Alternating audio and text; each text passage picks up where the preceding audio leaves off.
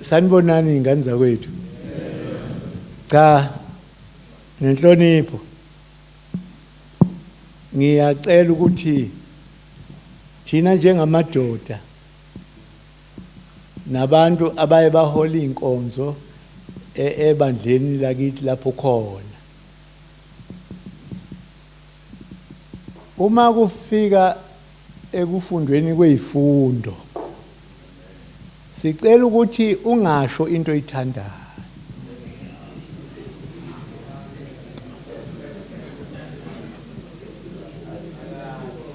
Sicela ungasho into oyithandayo noma kanjani.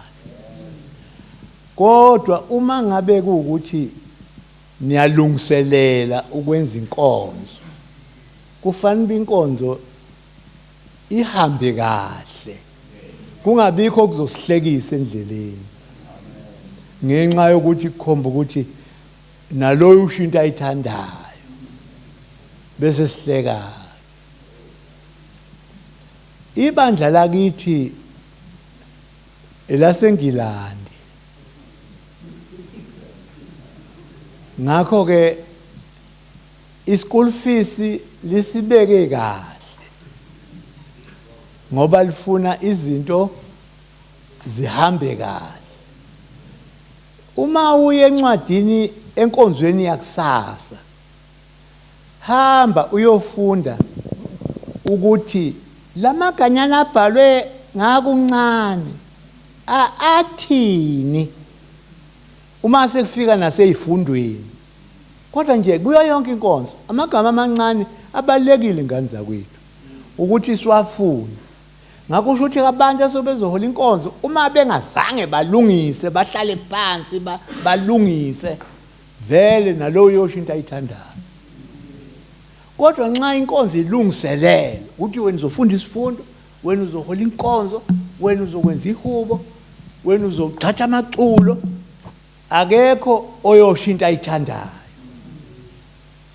Wonke umuntu uyosho into elungiselelwe ngoba ibandla libekile ukuthi uma ubiza isifundo uthini, uma kusenkonzweni yakusasa, uma kuqeda isifundo uthini,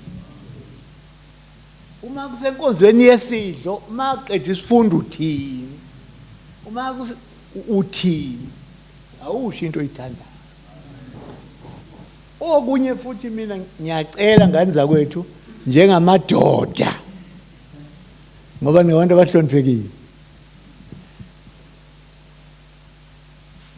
zifundisa ukwazi ukuthi lapha eSheshi eBhayibhelini kukhona incwadi okuthiwa ikaGenesis, ikaMoses, zinhlanu. Bese kuba khona incwadi okuthiwa ezabaprofeti. Kukhona abaprofeti abakhulu, oJeremiah, oIsaiah, oHezekiah. Kukhona abaprofeti abakhulu bese kuba khona abancane. Ukhuluma ngabancane kwela masubhala uJoel.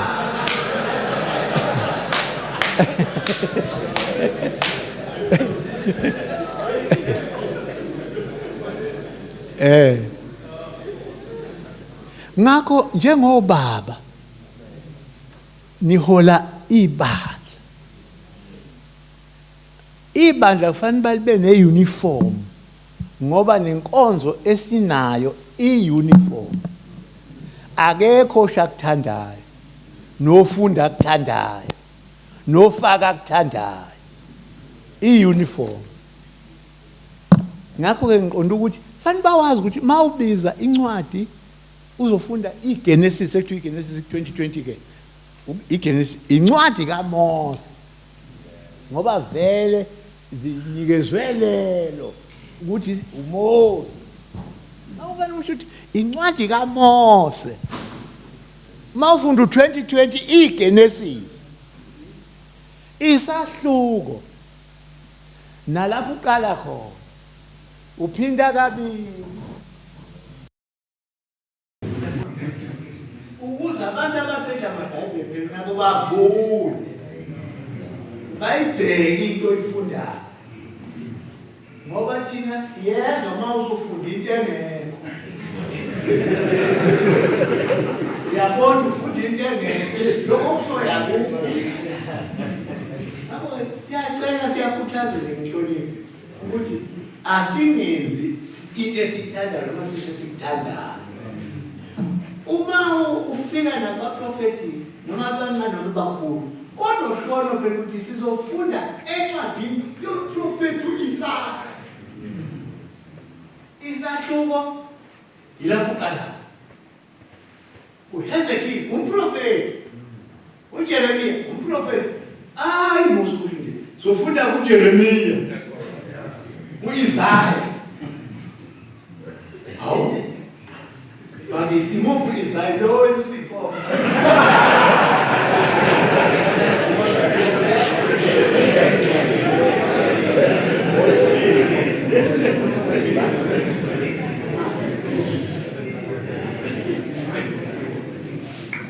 nomufike amavangeli ngabe eTestament kukhona abavangeli abakhulu babali Mateyu,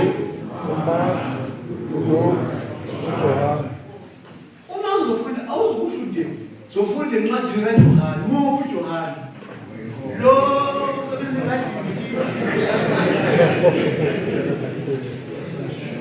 incwadi yomvangeli uJohane ungcwele ungamshi uJohane ungcwele ucwebile shonke uJohane ucwebile esofunda ivangeli lakhe la ucwebile noma uzofunda ngale incwadi lokugama amaleta incwadi yomprofethi uPawulu, uPeter, uJakobe, uJohn. Hayi incwadi kaJohn ngoba uJohn abaningi no Pawulu baningi kwazakala uzofunda encwadini yomphostoli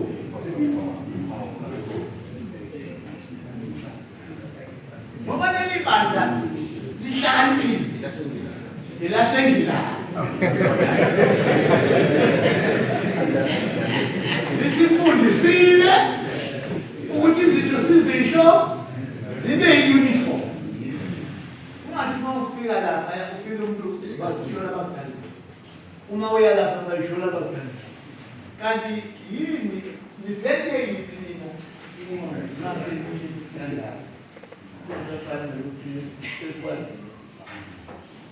cha ukukhuthaza lokho nje ukuthi please njengoba abahola fundisani ngisho nalapha embalini ifundo ma ufunda isifundo ozala isifundo sibizwa kanjani sigcina kanje usese umazejala usakhamente ya funda naye awusho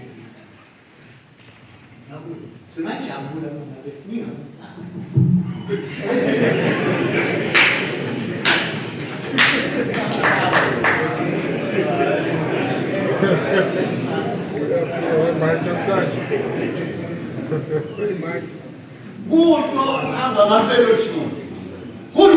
fellowship. Kodwa fellowship naye usukwenza usufunda izinto ezisho nje noma bani into ayithandayo. Cha wena shona izinto ezasekhaya ufundisile. Uqeqeshiwe wena, umqeqesho. Awusuye umjunyelo.